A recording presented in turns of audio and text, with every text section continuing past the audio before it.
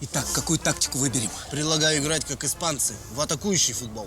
Да нет, да лучше как итальянцы, от обороны будем играть. Давайте как сборная Казахстана. Это как?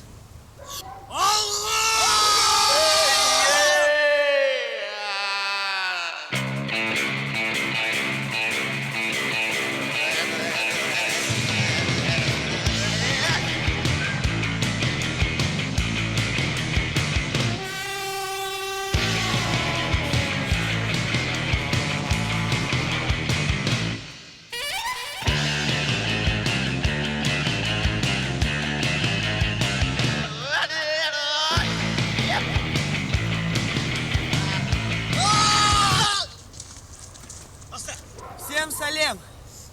Несмотря на то, что мы проиграли со счетом 12-1, мы выучили такие слова, как тесак, Дырка, агаш дерево, и капшак. мешок.